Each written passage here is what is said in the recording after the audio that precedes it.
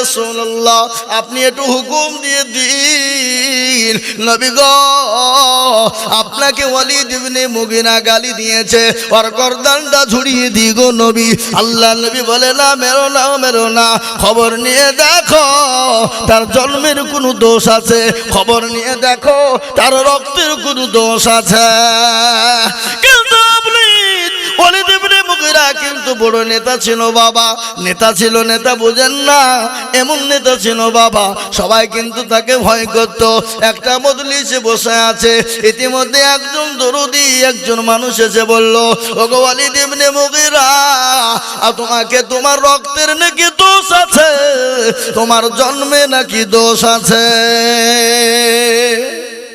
ও নেতা মানুষ ও কিছু বলতে পারছে না ও কিছু বলছে না যা কি হলো কে বললো এটা বলে রাসূলুল্লাহ বলেছেন আর কিছু বলতে পারে না বলে রাসূল বলেছেন নবী বলেছেন আমি যদি তাকে গালি দিই তো আর অন্য কিছু বের করে দিবে না আমি এখান থেকে চুপ হয়ে গেলাম বলে ইবনে মুগিরা তিনি বাড়ি চলে গেলেন একদিন চলে যায় দুদিন চলে যায় তিন দিন চলে গেল বাড়ি থেকে বেরোতে পারে না রাসূলুল্লাহ তাকে বলেছে তার বংশের দোষ আছে রক্তের দোষ আছে তার জন্মের দোষ আছে এই কথা যখন বলা গভীর রজনীতে মা বাড়িতে ঢুকলে মা ঢুকে সন্তানের ঘরে ঢুকে বলাই রে বেটায় কি ব্যাপার 3 দিন হলো তুই বাড়ির ভিতর থেকে বেরোসনি এ বাবা কি হয়েছে তোর একটু আমাকে বল রে বাবা বেটা বলে মা গো ওই আলামিন ওই রাহমাতুল লিল আলামিন তিনি মানুষ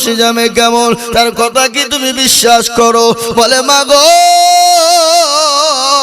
তুমি কি বিশ্বাস করো বলে হ্যাঁ বিশ্বাস করি বলে বেটা রে তিনি তো সত্যবাদী নবী তিনি তো আলামিন আমি বিশ্বাস করি এবং ওর কথাও আমি মানি কি হয়েছে বেটা বল বলে মা আমি তোমাকে একবার জিজ্ঞাসা করব তুমি আমাকে সঠিক উত্তরটা দিবা মা বেয়াদবি নিবা না বলে বেটা কি উত্তর দিব বলে মা গো আমার নাকি রক্তের দোষ আছে আমার নাকি জন্মের দোষ আছে কিছুক্ষণ পরে মা চুপ হয়ে গেল মা চুপ হয়ে বলে বেটা ওয়ালিদ ইবনে মুগিরা ও বেটা হ্যাঁ রাসূলুল্লাহ যেটা বলেছে সত্য বলেছে এতে সন্দেহের কোনো অবকাশ না বলে কিরকম ব্যাপার বলে বেটা তোর বাপ যখন মারা গেল একদিন ঝিমঝিম করে বৃষ্টি হয় আমি ঘরের ভিতরে বসা ইতিমধ্যে তোর চাচা আমার ঘরে প্রবেশ করলো আমার গৃহে প্রবেশ করলো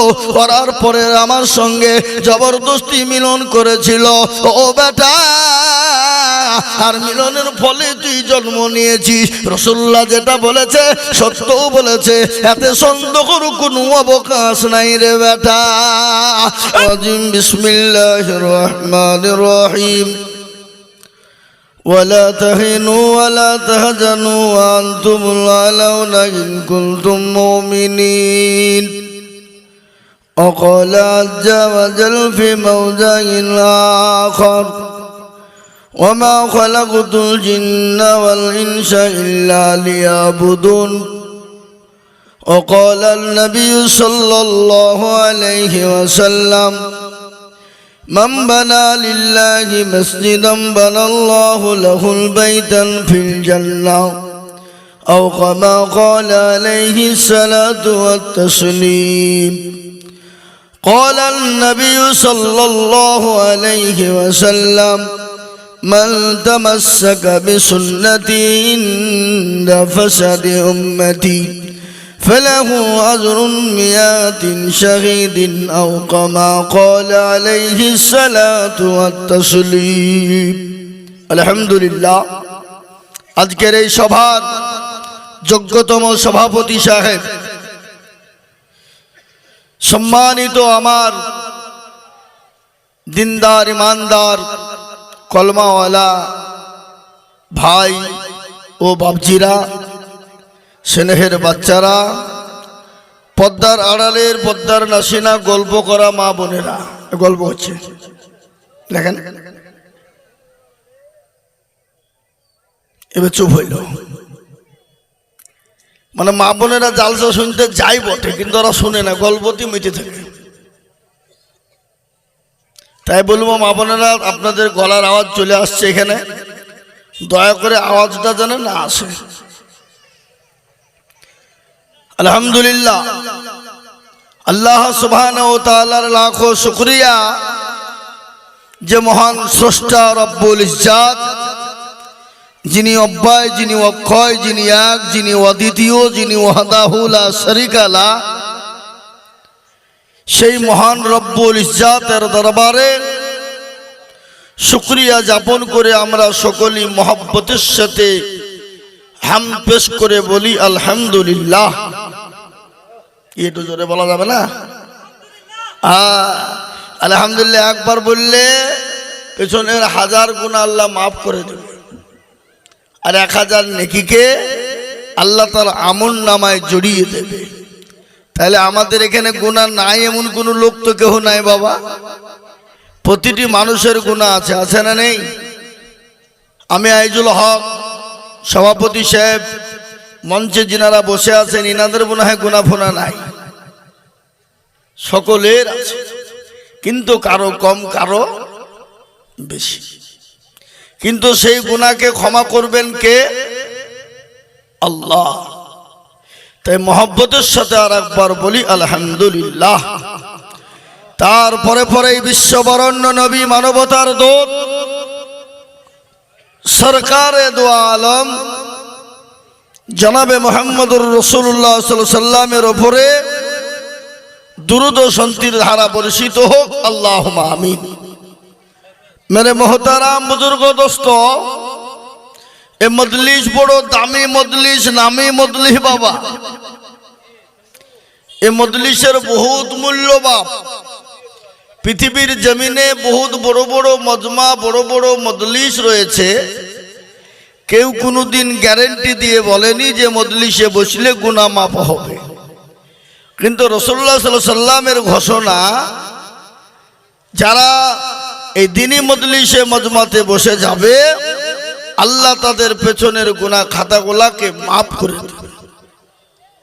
একজন সাহাবা বললেন, ইয়া রাসূলুল্লাহ, ও আল্লাহর হাবিব, দয়ার নবী, কোনো মানুষ যদি চুরি করে, কোনো মানুষ যদি জিনা করে, কেউ যদি খারাপি করে, নোংরামি করে মজলিসে বসে, তো তার গুনাহ কি মাফ হবে?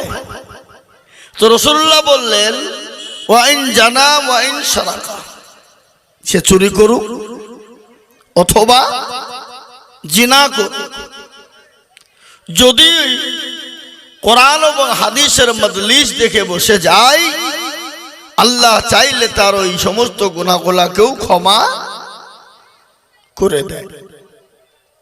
তাই বলে আপনারা মনে করেন না, যাক এত মৌলবীর ওয়াজ শুননু রে, এরকম সস্তা ফতোয়া কেউ দিল না যে গুনাহ করলি মজলিসে দেখলি বসে যাব আর মাফ হয়ে যাবে। না, এ বাবা ওটা লয়। আরো পেছনে শোনেন, একজন বাউলরা এসে বলছে, হতো জানেন আপনারা তো সব পড়বেন না।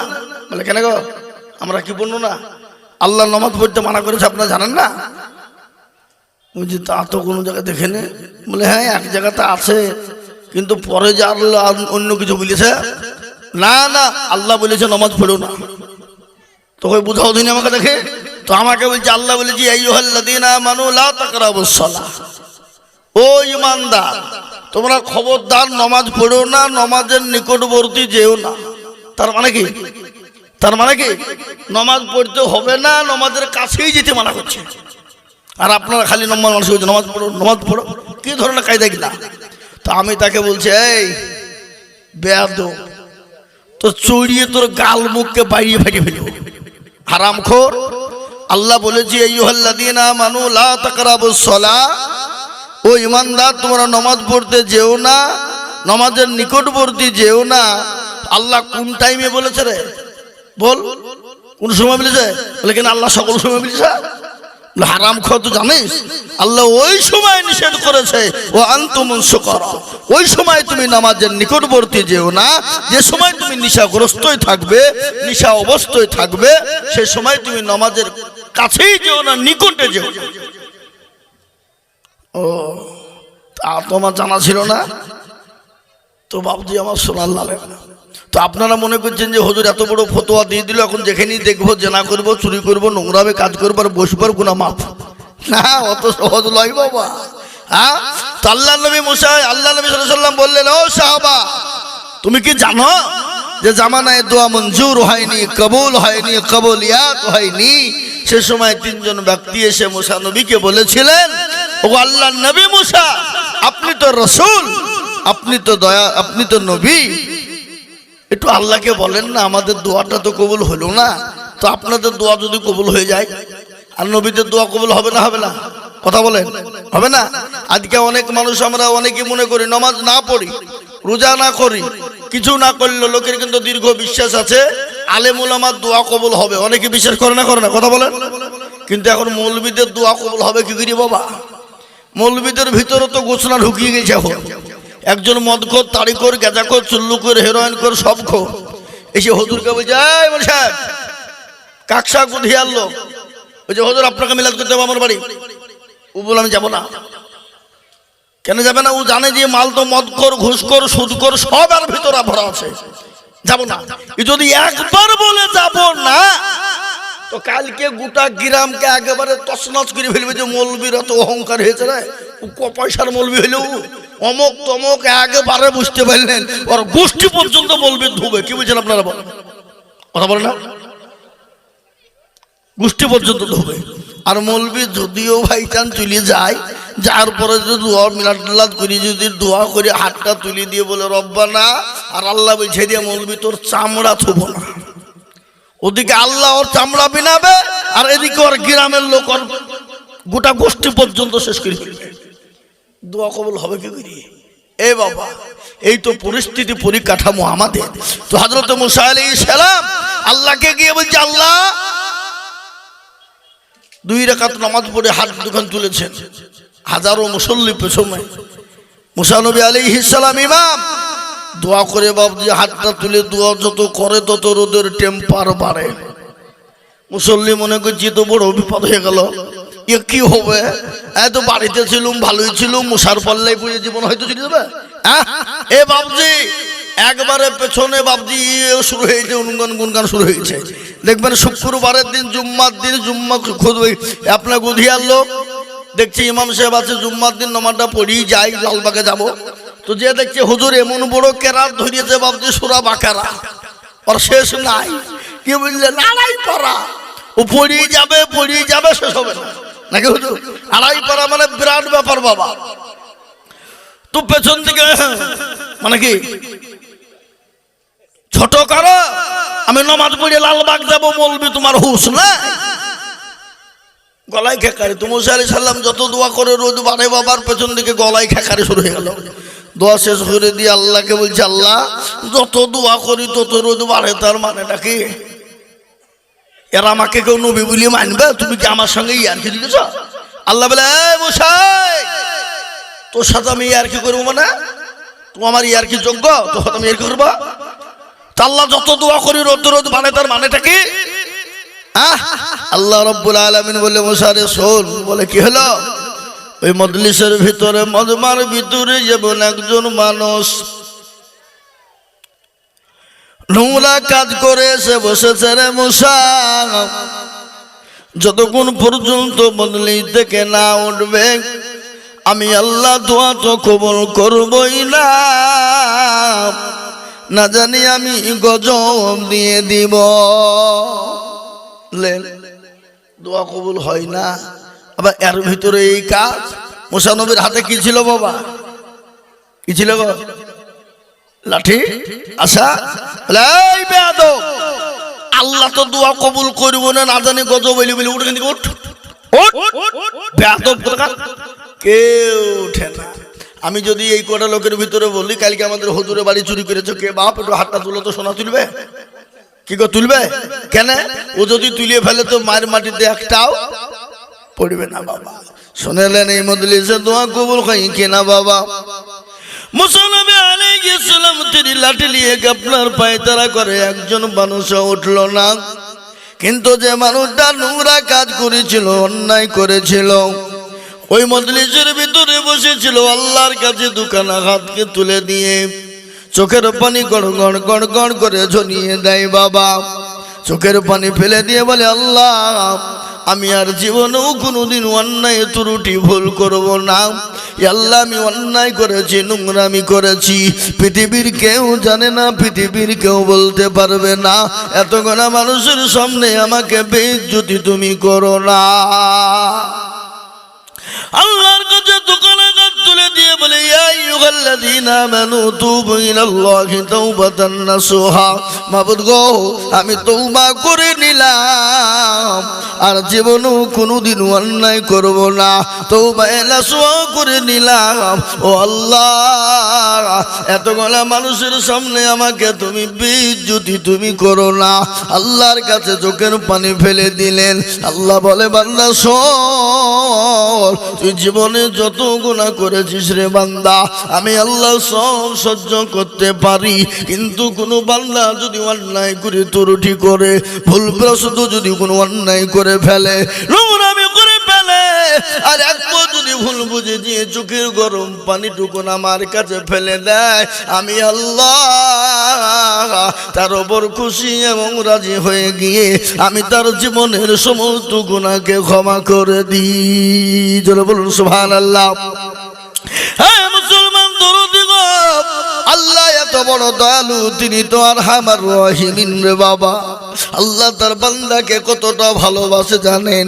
মা তার সন্তানকে যত না ভালোবাসেন, তার লক্ষ কোটি গুণ ভালোবাসেন আমার আল্লাহ। ভালোবাসেন না, বাসেন না?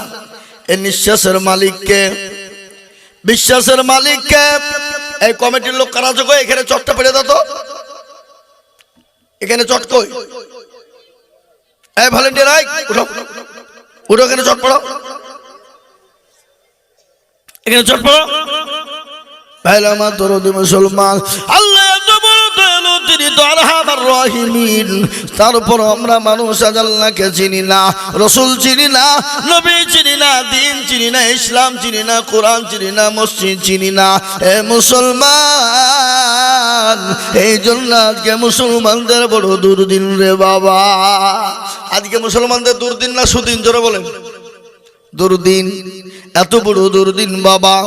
সারা ওয়ার্ল্ডের মাটিতে এত বড় দুর্দিন মুসলমানদের। মুসলমান যদি আল্লাহ ওয়ালা মসজিদ মুখী দিন মুখী হয়ে যেত, এই জাতির কোনোদিন দুর্দিন নেমে আসতো না বাবা। আমাদের দেশে আজকে নামাজ পড়ে 98% লোক নামাজ পড়ে না। ক পার্সেন্ট পড়ে? 2%। 98% মুসলমান নামাজ পড়ে না। আপনি গোটা ভারতবর্ষ দিয়ে আপনি হিসাব করে দেখুন, 98% মানুষ নামাজ পড়ে না। পড়ে ক পার্সেন্ট? 2%। এই 2% যারা নামাজ পড়ে, এই 2%-এর ভিতরে 1% লোকের নামাজ একবারই হয় না, আর 1% লোকের নামাজ কোন রকম টাইটুই টাইটুই ভাবে চলে বাবা। যদি বলে আপনি কি করে বললেন, আমি বলছি। দেখলেন 2% লোক আছে, তার মধ্যে 1% লোক আছে নামাজ ঠিক করে জানে না, মুরব্বি হয়ে গেছে, চুল পেকে গেছে, দাড়ি পেকে গেছে, চোখে নরম হয়ে গেছে, দেখতে পায় না। 15 বছর 20 বছর ধরে নামাজ পড়ে, আত্মাকে এত জানে না, দুরূদ শরীফ জানে না, দোয়া কুনুত জানে না, দোয়া মাসুরা জানে না, দোয়া সানা জানে না। এরকম লোক আছে না নাই? জোরে বলুন। আমাদের সীতানগর গ্রামে একজন মানুষ মারা গেছে, আল্লাহ তাকে জান্নাতবাসী করুন। 127 বছর বেঁচে ছিলেন, আল্লাহ তাকে জান্নাতি করুক। মাদ্রাসার জামালায় আমরা যখন তালিম ইলম ছিলাম, আমাদের বড় নেশা ছিল, সকল সময় মসজিদে গিয়ে নামাজ পড়তাম। বাড়িতে আসলে মসজিদে আজান দেওয়ার লোভে, আজান দেওয়ার লোভ মানে আজান দিতে খুব ভালো লাগতো। আর এখন কেউ আজান দিতে বলে, না গো তুমি দাও, ভালো লাগছে না, তুমি দাও। আমি চাচাকে বললাম, চাচা আপনি নামাজ কতদিন ধরে পড়েন? বলে বাপরে 70 বছর ধরে নামাজ পড়ছি। বলে 70 বছর? বলে হ্যাঁ। বলে চাচা একটা কথা আপনাকে জিজ্ঞাসা করব, কিছু মনে করবেন না। বলে কি কথা বাবা বলো? অবশ্যই আমি বলবো, তুমি বলো কি বলবা। বলে চাচা গো, আপনি 70 বছর ধরে নামাজ পড়েন, একটু বলেন তো চাচা, সানা বান্দা দোয়াটা কোনটা একবার বলবেন আমার সামনে। আমি কাউকে বলবো না, আমি তো আপনার বেটার বয়সের ছোট্ট ছেলে।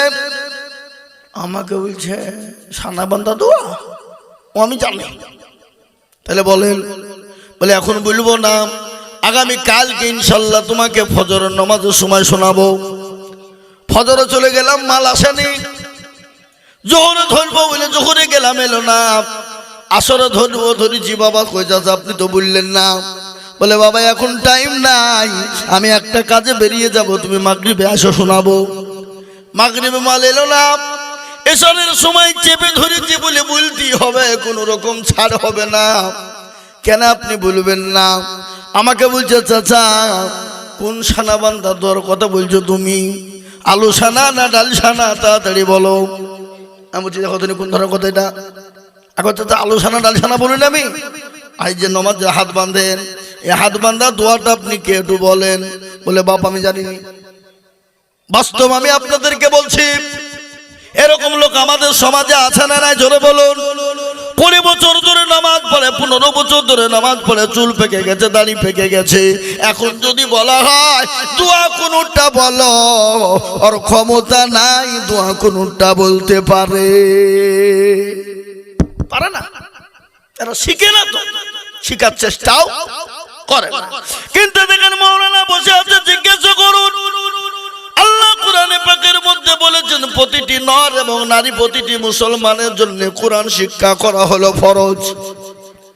প্রতিটি মুসলমানদের জন্য কোরআন শিক্ষা করা হলো জরুরি।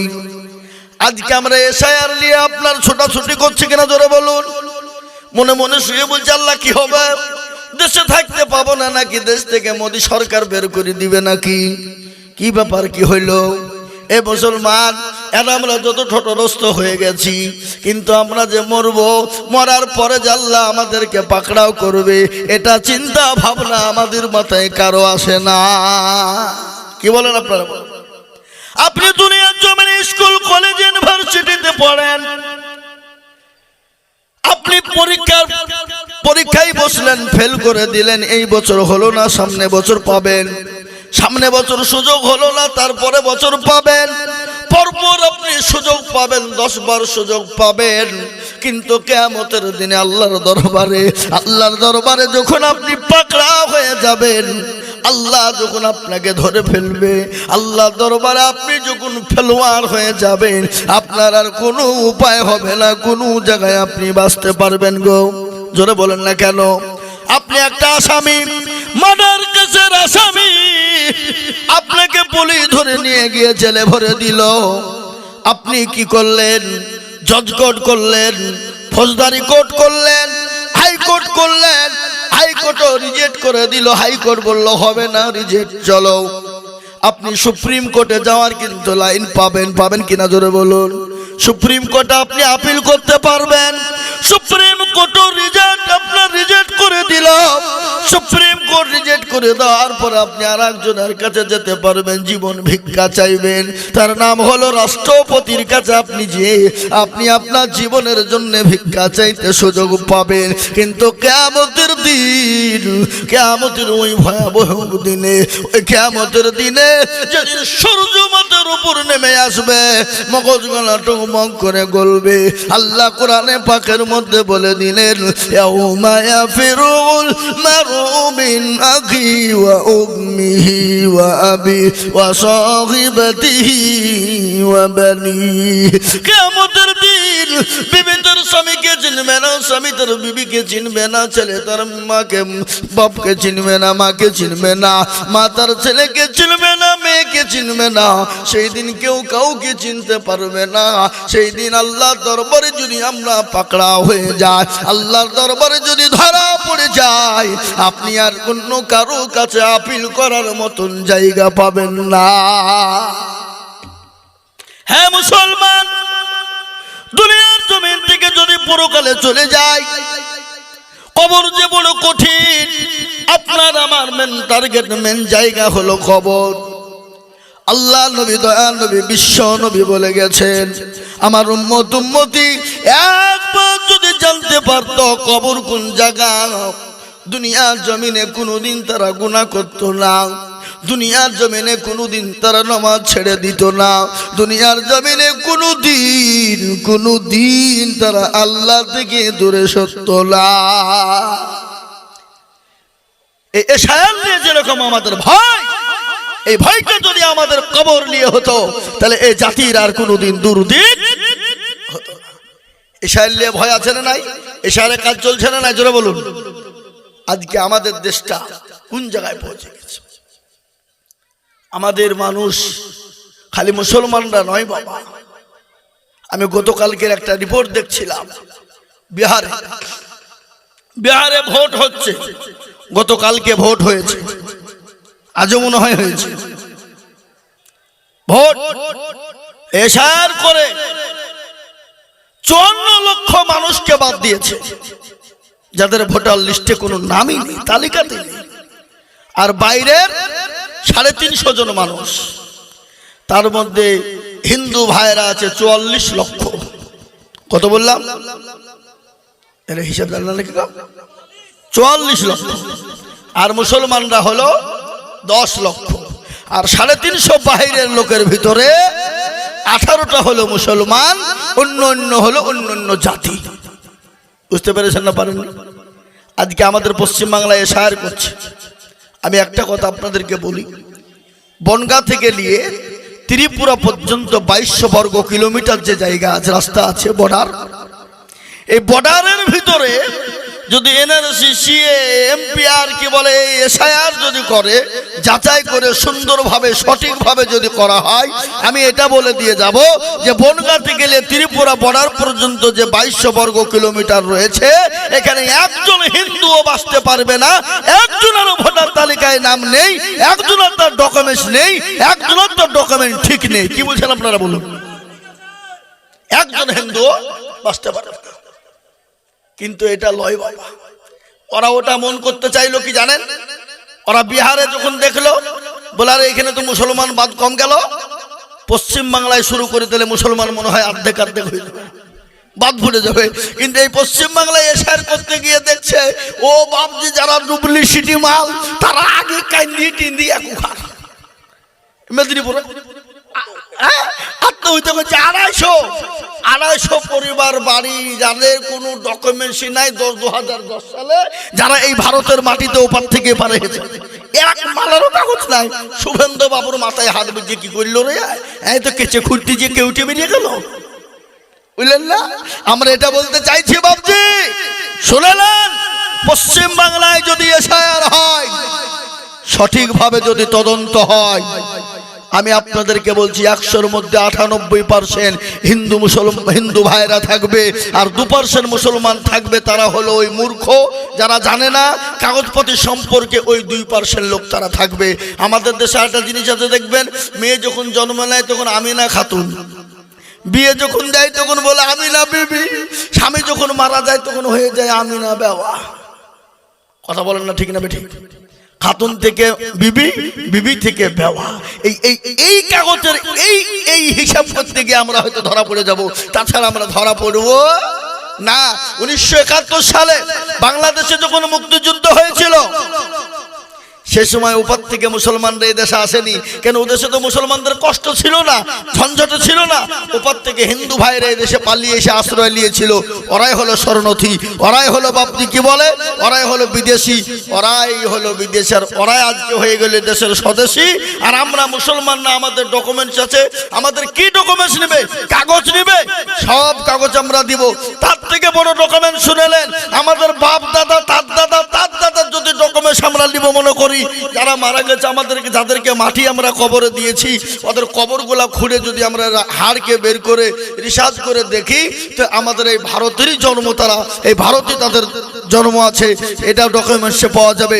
কিন্তু এখন যদি ওদেরকে আমরা বলি, তোমরা তোমাদের কাগজপাতি বাদ দিয়ে তোমাদের বাপ দাদার ডকুমেন্টসগুলো আমাদেরকে দেখাও, তো ওদের মাল তো নাই। ওরা তো সব ছাই পুড়িয়ে দিয়ে দাঁত মাঞ্জন করে নিয়েছে। দাঁত মাঞ্জন মতন না ছাই, এই কথা বলছেন না কেন? হ্যাঁ, দাঁতের মাঞ্জন করে ফেলেছে। আগেকার আমার বাপজি ভাইয়েরা, মায়েরা, বোনেরা দাঁত মানতো, এখন তো ডিজিটাল যুগ, এখন পেস্টোর তারপরে কি কি হাবে যাবে দিয়ে বাবজি দাঁত মেঞ্জে দাঁতের 12টা বাজি ফেলছি আমরা। কিন্তু আগে আমাদের চাচারা চাচিরা দাদারা দাদিরা দাঁত মেঞ্জেছে ওই পুকুরে ওই আখা থেকে কাঠের ছাই তুলে ছাড়ে বেরিয়েছে, দাঁত শক্ত ছিল, টকটং করে বেরিয়েছে। আর আমরা এখন যদি 2 পিস মাংস খাই আর কালকে সকালে ভাই ঢুকিয়ে দিয়েছে গো, মাল শেষ। কি বলছেন জোরে বলুন। আমার বড় চাচা মারা গেল, বড় আব্বা 95 বছর বয়সে, এই কিছুদিন হলো মারা গেল, 1 বছর হয়নি এখনো। আমি আল্লাহ আমরাই দেখলাম চাচার জীবনও কোনোদিন বিরাজ করেনি, ওই কয়লা দিয়ে ডুলে ডুলে একটা দাঁতও পড়েনি। 95 বছর বয়সে হাড় চেপে খেয়ে মারা গেল। কি বাপ, সব দুর্বল। আমাদের যত ডিজিটাল হয়েছে তত দুর্বল আমাদের ভিতরে বেড়ে যাচ্ছে, ঠিক না? বেড়ে জোরে বলুন। আমি বলি মুসলমান দরদি আমার ভাইয়েরা, এসার নিয়ে চিন্তা করার কোনো প্রয়োজন নেই, মুসলমানদের কোনো ভয়ের কোনো কারণ নেই। এ মুসলমান গো, আজকে কোনো কায়দা নাই, ওরা যেন তেন পুকুরে মুসলমানদেরকে বাদ দিয়ে দেশ থেকে তাড়ানোর চিন্তা করছে। কিন্তু না বাবা না, এ দেশটা তাদের বাপের দেশ নয়, এ দেশটা হলো আমাদের দেশ। এ দেশের মোদিজির নয়, এ দেশ মমতা ব্যানার্জির নয়, এ দেশটা অমিত শাহর নয়, এ দেশটা যোগী আদিত্যনাথের নয়, এটা হলো আমাদের দেশ বাবা। এ দেশে আমরাই জন্ম নিয়েছি, এই দেশেই আমাদের মৃত্যু হবে বাবা। কিন্তু যারা আজকে বিদেশি শুনেলেন, আজকে শুনেলেন কি নাম গো, আফগানির বাড়ি হলো পাকিস্তান, সেই এই দেশে হয়ে গেল স্বদেশী। আপনার অটল বিহারীর বাড়ি হলো পাকিস্তান, ও এই দেশে হয়ে গেল স্বদেশী। আপনার কি বলে ও ইন্দিরা গান্ধীর বাড়ি হলো ইটালি, সেই এই দেশে হয়ে গেল স্বদেশী। বুদ্ধ বাবুর বাড়ি হলো বাংলাদেশ, এই দেশে হয়ে গেল স্বদেশী। আর আপনার জ্যোতি বসুর বাড়ি হলো বাংলাদেশ, ওই দেশে এসে হয়ে গেল স্বদেশী। বিমান বসুর বাড়ি হলো বাংলাদেশ, এ দেশে হয়ে গেল স্বদেশী। মিঠুন চক্রবর্তীর বাড়ি হলো এই দেশে, এ দেশে এসে হয়ে গেল স্বদেশী। অধীর রঞ্জন চৌধুরীর বাড়ি হলো বাংলাদেশ, এ দেশে হয়ে গেল স্বদেশী। আর আমরা ইন্ডিয়াতে ভারতে জন্ম নিয়ে আমরা হলাম বিদেশি। এই সিঙ্গলার ভিতরে আলু কি করে ঢুকলো বাবা, বুঝতে পারলেন না? মুসলমান দরদি, আমি আপনাদেরকে বলে যাই, ওরা যতই কায়দা কৌশল করুক না কেন, যতই চিন্তা ভাবনা করুক না কেন, এ দেশ থেকে মুসলমানদেরকে তাড়াতে পারবে না। খালি মুসলমানরা আজ থেকে নয় রে বাবা, এই ভারতবর্ষ যেদিন জন্ম নেয় সেদিন থেকে এই দেশে মুসলমানরা জন্ম নিয়েছে। তার কারণ আমি আপনাদেরকে বলি, প্রথম মানুষ যিনি ছিলেন, প্রথম মানুষ যার নাম হলো আদম নবী আলাইহিস সালাম, তিনি এই ভারতের মাটিতে তিনি পা রেখেছেন। হে মুসলমান, এই দেশে মুসলমান কোন দেশ থেকে আসেনি, এই দেশের মুসলমান এই দেশেই আছে, এবং যতদিন দুনিয়া থাকবে এই দেশে মুসলমানরা থাকবে, কেউ সরাতে পারবে না। বলুন ইনশাআল্লাহ। আমি বলে মুসলমান দরদি গো, আল্লাহ ইসলামকে মিটিয়ে দিতে যায়, মুসলমানদেরকে মিটিয়ে দিতে যায়, কোরআনকে মিটিয়ে দিতে যায়, দিনকে মিটিয়ে দিতে চায়, পারবে না। কেন পারবে না আপনারা জানেন? ফেরাউন দুনিয়াও জমিনে চেয়েছিল, পারেনি। নমরুদ পারেনি, আবু জেহেল পারেনি, আবু লাহাব পারেনি, উতবা সাইবা পারেনি। এই যুগের বেঈমান তারাও কিন্তু কিয়ামত পর্যন্ত পারবে না। একবার চিল্লিয়ে বলুন না ইনশাআল্লাহ। একটু জোরে চিল্লে বলা যাবে না ইনশাআল্লাহ? হে মুসলমান দরদি আমার ভাইয়েরা, আল্লাহ নবী দুনিয়া ও জমিনে যখন কলেমার দাওয়াত দিতে লাগলেন, আমার পূর্বে মাওলানা বক্তব্য করছিলেন, আল্লাহ নবী যখন মানুষকে সৎ কাজের জন্য আদেশ করলেন, তোমরা ভালো কর্ম করো, ভালো কাজ করো, আমার নবীকে তারা আলামিন উপাধি দিয়েছিল। কেমন ভাবে আলামিন উপাধি দিল আপনারা জানেন? তারা ওই মক্কার জমিনে বড় করে তারা চাঁদা তুলে খানা দিয়ে আল্লাহ নবীকে উপাধি দিল সিদ্দিক। সিদ্দিক আলামিন সিদ্দিক, তার মানে হলো সত্যবাদী।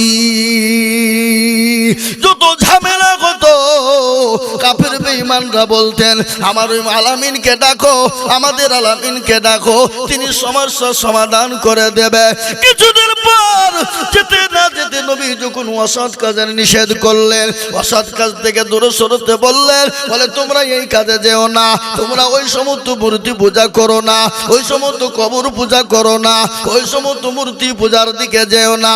তোমরা মেনে নাও একজন লা ইলাহা ইল্লাল্লাহ, লা ইলাহা ইল্লাল্লাহ, লা ইলাহা ইল্লাল্লাহ। আল্লাহ ছাড়া কোনো ইলাহা নাই, আল্লাহ ছাড়া কোনো মাবুদ নাই। আল্লাহকে মেনে নাও, যিনি রাতকে বানিয়েছেন, যিনি দিনকে বানিয়েছেন, যিনি আসমান বানিয়েছেন, যিনি জমিনকে বানিয়েছেন, যিনি কুল কায়নাতকে তৈরি করেছেন, সেই আল্লাহর হুকুমকে মেনে নাও। ও বান্দা শোনো, যদি তুমি মেনে নিতে পারো, এহকালে শান্তি পাবে, পরকালে শান্তি পাবে, কবরেতে শান্তি পাবে। তখন কাফের বেঈমানরা বলল না, এতক্ষণ তিনি সিদ্দিক ছিলেন, আলামিন ছিলেন, ভালো কথা বলতেন, আজ থেকে আর কথা মানা যাবে না। সেদিন থেকে নবীর উপর অত্যাচার শুরু হয়ে গেল। মক্কার জমিনে নবীর উপর স্টিম রুলার চালাতে শুরু করে দিল। সাহাবাদের উপর অত্যাচার শুরু হয়ে গেল, সাহাবাদেরকে মারধর শুরু হয়ে গেল। সাহাবারা বিবিকে বের করে দিল, সন্তানকে এতিম করে দিল। আমার নবী মক্কা ছেড়ে মদিনার পথে চলে গেল। ও মুসলমান, একটা গজল আছে না, আজ নবী গো আমার বানায়া বাজার, হিজরত করিয়া চলেন মদিনায়। আজ নবী গো আমার ভরায়া বাজার, শুয়ে আছে সোনার মদিনায়। আব্দুল্লাহর পৃষ্ঠ হতে মায়া মিনা শিখে মেতে, জন্ম নিলেন নবী মক্কাতে। আজ নবী গো আমার ভরায়া বাজার, হিজরত করিয়া চলেন মদিনায়। আজ নবী গো আমার বানায়া বাজার, শুয়ে আছে সোনার মদিনায়। নবী বলে হযরত আলী আজা বিছানা খালি, নবী বলে হযরত আলী আজা বিছানা খালি, আমার বিছানায় শুয়ে যাও। আজ নবী গো আমার ভরায়া বাজার, হিজরত করিয়া চলেন মদিনায়। আজ নবী গো আমার বানায়া বাজার, শুয়ে আছে সোনার মদিনায়। ওই নবীর নামে দরুদ পড়িলে, ওই নবীর নামে দরুদ পড়িলে, হাবিয়ে দু চোখ নিভে যায়। আজ নবী গো আমার ভরায়া বাজার, হিজরত করিয়া চলেন মদিনায়। ও মুসলমান দরদি, আল্লাহ নবী মক্কা ছেড়ে মদিনার পথে যাব, কাফেররা যেতে দেবে না, নবীকে মেরে দেবে। কিন্তু বলুন বাবা, মারনেওয়ালাকে, জিন্দা রাখনেওয়ালাকে আল্লাহ যদি কাউকে মেরে দেয়, পৃথিবীর কারো ক্ষমতা নাই তাকে বাঁচিয়ে রাখতে পারে। আর আল্লাহ যদি কাউকে বাঁচিয়ে দেয়, পৃথিবীর কারো ক্ষমতা নাই তাকে মেরে দেয়। হায়াত মওতের মালিককে কথা বলে না আল্লাহ, এ জীবনের মালিককে।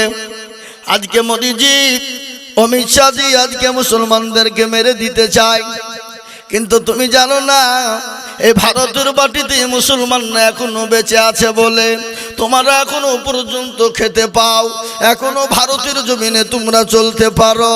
আজকে মুসলমানদের মসজিদ ভেঙে দিতে চাও, বুলডোজার দিয়ে ভেঙে দিতে চাও, আজকে মাদ্রাসা ভেঙে দিতে চাও, কিন্তু জানো গো, যেদিন মসজিদ মাদ্রাসা ভারতের জমিনে থাকবে না, যেদিন মুসলমানরা থাকবে না, সেই দিন অন্য জাতি ভারতের জমিনে থাকতে পারে না।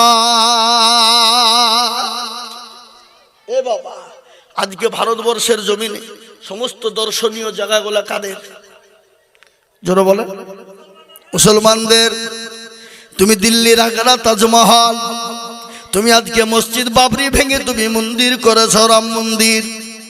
কজন মানুষে যায় আর কজন মানুষে টাকা দেয়? বলো বলো বলো। আজকে তুমি জানো বাবরি মসজিদ মানুষ দেখতে গিয়ে হাজার হাজার লক্ষ লক্ষ টাকা দেয়, ওই টাকা তুমি ভোগ করো। কোনো মুসলমান তো খায় না।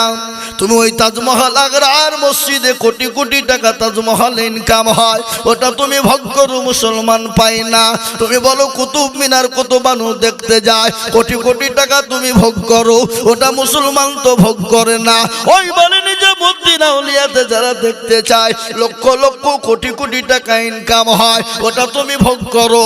আপনার কি বলে রাজস্থানে আপনার আজমির শরীফ, যেখানে খাজা মাইনুদ্দিন গরিবে নওয়াজ খাজা মাইনুদ্দিন চিশতি রহমাতুল্লাহ আলাইহি শুয়ে আছেন, যেখানে কোটি কোটি কোটি কোটি কোটি কোটি টাকা বছরে ইনকাম হয়, ও টাকা মুসলমানরা খায় না, ওটা তোমরা দখল করে খেয়েছ। ওটা তো দিল্লির জমিনে রাজস্থানের জমিনে হয়ে গেল, পশ্চিম বাংলার মাটিতে ওই যেখানে খাজা আপনার শুয়ে আছে মুর্শিদ নওয়াজ, যিনি পাথর চাপড়ির মাটিতে যেখানে বছরে কোটি কোটি টাকা ইনকাম হয়, ওটাকে ভোগ করে দেশের রাজ্য সরকার ভোগ করে। যেটা আপনার আমাদের হাজার দুয়ারি মুর্শিদাবাদ লালবাগে যেখানে হাজার হাজার কোটি কোটি টাকা ইনকাম, ওটা আমাদের রাজ্য সরকার ভোগ করে। যেটা ভিক্টোরিয়াতে ওটা আমাদের রাজ্য সরকার ভোগ করে। সাইন্স সিটি ওটা মুসলমানদের জায়গা, ওটাও যা ইনকাম হয় সরকার ভোগ করে। সব থেকে বড় কথা হলো ইডেন গার্ডেনের মাটি যত ইনকাম করো ওটা রাজ্য সরকার ভোগ করে। তার উপরও মুসলমানদের কি নেই? আজকে মুসলমানদেরকে তাড়িয়ে দিতে চাও। আজকে মুসলমানরা ছিল বলে এদেশের সরকার এখনো পর্যন্ত টিকে আছে। কি করেছো তোমরা? তোমরা তো একটা দর্শনীয় কিছুই করতে পারো না। তোমরা মসজিদ ভেঙেছো, বাবরি ভেঙে তোমরা রাম মন্দির বানিয়েছ।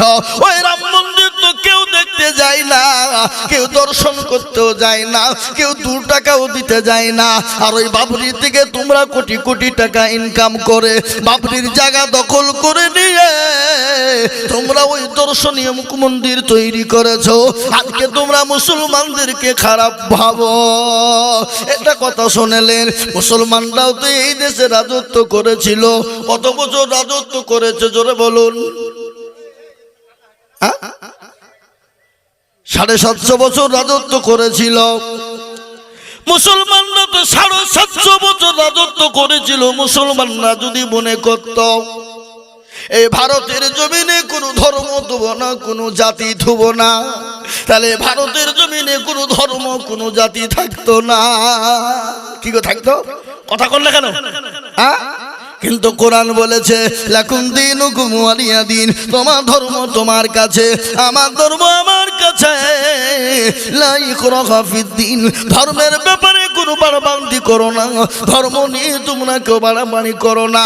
আজকে মুসলমানরা যদি মনে করতো ভারতের জমিনে একটা মন্দির থুব না, ভারতের জমিনে একটা গির্জা থুব না, ভারতের জমিনে একটা গুরুদুয়ার থাকবে না, ও মুসলমান শুনে নাও, তাহলে ভারতের জমিনে একজন হিন্দু ওষুধ করার মতো পাওয়া যেত না। কিন্তু না রে বাবা না, মুসলমানরা তো কোনো ধর্মকে আঘাত করে না, কোনো জাতিকে আঘাত করে না, কোনো ধর্মকে জোর করে কলমা মুসলমান করায় না। আমার নবীর এটা আদর্শ ভালো করে শুনেনি। দয়ার নবী মায়ার নবী, দয়ার রসুল মায়ার রসুল সাহাবা একরামদেরকে কোরআন শিক্ষা দিচ্ছিলেন। ইতিমধ্যে একজন ইহুদি আমার রসুলের কাছে এলেন। আসার পরে বলে নবী গো, ওগো দয়ার নবী মায়ার নবী, আমি আপনার কাছে আজকে এসেছি। আমি একটা আপনাকে আমানত দিয়ে গেলাম, এই আমানতটা আপনি রেখে দিন, আমি 15 দিনের মাথায় আপনার কাছ থেকে নিয়ে যাব। আমানত বুঝেন তো না? বুঝেন না? এই কথা বলেন না কেন? আমাদের দেশে আমানত আছে? ও কবে মরে গেছে। এখন মসজিদ মাদ্রাসার টাকা যদি কাউকে রাখতে দেওয়া হয়, মনে হয়তো ধার দেওয়া ছিল, টাকা মনে হয় আমাকে দিয়ে গেল, সব শেষ। ও খাইয়ে বাপজি বুঝছে সব শেষ। আবার এমনও সেক্রেটারি সভাপতি আছে, মসজিদ ক্যাশিয়ার আছে, যে টাকা দিয়ে বাপজি লটারি কাটে, পাটের ব্যবসা করে। বুঝলে হবে না? মসজিদের টাকা দিয়ে লটারি কেটে কেটে টেরে গুঁজেছে। শুক্রবারের দিন বাপজি দৌড়তে দৌড়তে যে নামাজে দাঁড়িয়ে গেছে, উঠতে যে বাপ নুঙ্গিও খুলে গেছে, লটারিও পড়ে গেছে। ও নুঙ্গি তুলা বাদ দিয়ে লটারি তুলছে, বলে ইজ্জত চলে যায়, যায় বেইজ্জতি হওয়া যাবে না। এই তো সভাপতি এরকম আছে না নাই? আজকে আমাদের দেশে অধিকাংশ মসজিদের সেক্রেটারি কারা, সভাপতি কারা, ক্যাশিয়ার কারা, মসজিদের দরজা চিনে না যারা, পয়সা আছে সেক্রেটারি বানাও, সভাপতি ক্যাশিয়ার বানিয়ে দাও, কিন্তু দেখা যায় সমস্ত দুর্নীতি তার ভিতরে ভরা। কথা কন না কেন? একজন মসজিদের গরিব মুসল্লি, পাঁচ ওয়াক্ত নামাজি, পরহেজগার, দিনদার, সৎ, তাকে কিন্তু সেক্রেটারি দেবে না যদি খাইলাই, যদি না দিতে পারে। কিন্তু একজন গরিব দরিদ্র সৎ মসজিদের মুসল্লির হাতে যে টাকাটা আপনি আমানত দিবেন, ওই টাকাটাই আপনি চাইবেন কিন্তু সেই ভাজে ভাজে আপনি ফিরে পাবেন। কিন্তু যারা ওই পয়সাওয়ালা, যাদেরকে সেক্রেটারি, ক্যাশিয়ার, সভাপতি বানাবে, তারা মনে করছে আমার ঢের আছে, কোনো ব্যাপার নাই, ও মুচ্ছে খেয়ে শেষ করে দিবে। একদিন ভাবছি সুদের টাকায় সব আউট হয়ে গেছে, এবার চাইতে যে দেওয়ার মতন তার ক্ষমতা নাই। এরকম আছে না নাই? কথা কন না কেন? হ্যাঁ মুসলমান, মসজিদে খুঁজলাই না। আজকে মসজিদ আমরা বানাই মার্বেল দিয়ে, টাইলস দিয়ে। রমজান মাসে তারাবি পড়তে যায়, বলে গরমে নামাজ পড়তে ভালো লাগে না, এসি বসা। এসি বসিয়ে দিল 4টে 5টা। তারপরে এসে দেখছে মুসল্লি আর খুঁজে পাওয়া যায় না। মসজিদে আজান হাই হাই আলাস সালাহ, আর বলে আমরা পারলু না, ইমাম আর মরজেল তারা দুজনেই চালা। মুসলমান, যে মসজিদে আপনার নামাজ হয় না, যে মসজিদে মুসল্লি হয় না, যে মসজিদে ইমাম সাহেবের বেতন বাড়ে না, সেই মসজিদ করার কোনো মানেই হয় না। সেই মসজিদের কোনো রকম কালেকশন করাই মানে হয় না। আজকে আমাদের মসজিদের ইমামের বেতন কত? কথা বলেন, 4000 5000 টাকা। ওই মৌলবীর তো কোনো সময় শান্তি নাই। ও 5000 টাকা বেতন নিয়ে কি করবে? মাস শেষ নামাজ পড়ে আলহামদুলিল্লাহ রাব্বিল আলামিন রহমানির রহিম, আল্লাহ, মাস তো শেষ হয়ে গেল, 4000 টাকা বেতন। আল্লাহ, এই টাকা দিয়ে বিবির ছায়া কিনবো না, ব্লাউজ কিনবো, ছেলের ওষুধ কিনবো না, স্কুলের ফিজ দিব, জামা কিনবো না, প্রাইভেটের টাকা দিব। গায়রিল মাগদুবি আলাইহিম ওয়ালাদ-দাল্লিন। ফেরেশতা বলে কি নামাজ রে? বলে ইমামকেও ফাটাবো, মুসল্লিদেরকেও পিটবো। আই শিখবো আই। এরকম মসজিদ আছে না নাই? এ দেখেন দিনাজপুর, আপনাদের দিকের কথা বলছিনি। আমি গত বছর হিলি বর্ডারে জালসায় ছিলাম। একবারে হিলি বর্ডার, পাকা রাস্তায় দেখেন, আর এইখানে জালসা, ওপারের লোকও শুনে, এই পারের লোকও শুনে। এমন করে প্যান্ডেল করেছে বাবা, রেল লাইনের উপরে বাংলাদেশের লোক শুনছে বসে, আর এই পারে আমরা ইন্ডিয়ান লোক, আমরা বক্তব্য দিচ্ছি, তারা ওই পার থেকে শোনে। হ্যাঁ মুসলমান, আমি বললাম হুজুর আপনি এখানে ইমামতি কতদিন করেন? বলে হুজুর 14 বছর হয়ে গেল। বেতন কত দেয়? বলে হুজুর বেতন তো 1 পয়সাও নাই। ওই মমতা খালা 3000 টাকা দেয়, ওই দিয়ে কোনো রকম চলে যায়। আমি বললে এই মসজিদের আদায় করা চলবে না। এই মসজিদের ইমাম যেহেতু বেতন দেওয়া হয় না, এই মসজিদে পয়সার কোনো প্রয়োজন হবে না। এরকম আমাদের আছে না নাই? কথা বলেন, আপনি কাকে দোষ দিবেন, কার কথা বলবেন? খালি আলেম ওলামায় দেশকে শেষ করে দিল। আজকে এটাও শুনেলেন, এটাও আমি বলে যাই, পৃথিবীর জমিনে যদি আলেম ওলামা না থাকতো, পৃথিবীর জমিনে যদি মাদ্রাসা না থাকতো, সারা পৃথিবীর মানুষ বেঈমান হয়ে যেত, সারা পৃথিবীর মানুষ অন্ধকারে ছন্ন হয়ে যেত, সারা পৃথিবীর মানুষ মা কুন্ডা মা খুঁজে পেত না, বাপ কুন্ডা বাপ খুঁজে পেত না, জায়েজ না জায়েজ তারা বুঝতো না, হালাল হারাম তারা বুঝতো না। আজকে আলেম ওলামা আছে বলে এখনো পর্যন্ত জায়েজ না জায়েজ বোঝে, হালাল হারাম বোঝে, এ মুসলমান ভালো মন্দ বোঝে।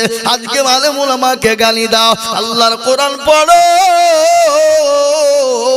কোরআন বলেছে, আল্লাহর কোরআন বলেছে, ইন্নামা ইয়াখশাল্লাহা মিন ইবাদিহিল উলামা। পৃথিবীর জমিনে আল্লাহকে কেউ যদি ভয় করে, তারা হলো আলেমেরা, তারা হলো উলামারা, তারা হলো আলেমেরাও, তারা হলো উলামারা। কোরআনের কথা এটা। এ বাবা, কোরআনে আছে না নাই জোরে বলুন? আমি কি আপনাদের বানিয়ে বলছি এটা? ইন্নামা ইয়াখশাল্লাহা মিন ইবাদিহিল উলামা। পৃথিবীর জমিন আল্লাহকে কেউ যদি ভয় করে, তারা হলো আলেমেরা, উলামারা। এটা হলো কোরআন। নবীজির হাদিস শুনলেন, আল্লাহর নবী বলে গেলেন, আল উলামা ওয়ারাসাতুল আম্বিয়া। আল্লাহ নবী বলে গেলেন, আমি রসুল চলে গেলাম, আমি আমার নায়েবে রসুল হিসেবে উলামাদেরকে রেখে গেলাম, আলেমদেরকে রেখে গেলাম। তাদের সঙ্গে খারাপ ব্যবহার করবা না, তাদের সঙ্গে নোংরা ব্যবহার করবা না, তাদের সঙ্গে খারাপ মন্তব্য করবা না। আল্লাহ নবী বলে গেছে, যারা আলেম উলামাকে গালি দেয়, আলেম উলামার সঙ্গে খারাপ ব্যবহার করে, আলেম উলামার সঙ্গে নোংরা ব্যবহার করে, খোঁজ নিয়ে দেখো তার জন্মের কোনো দোষ আছে, তার রক্তের দোষ আছে, খোঁজ নিয়ে দেখেন। এটা আমার কথা নয়, ওয়ালিদ ইবনে মুগীরার একটা কথা মনে হয়ে গেল।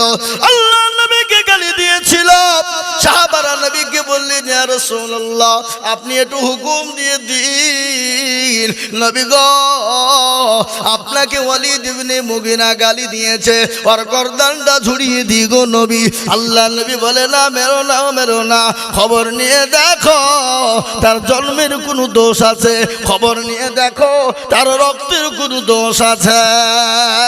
কিন্তু ওয়ালিদ ইবনে মুগীরা কিন্তু বড় নেতা ছিল বাবা, নেতা ছিল, নেতা বুঝেন না, এমন নেতা ছিল বাবা, সবাই কিন্তু তাকে ভয় করত।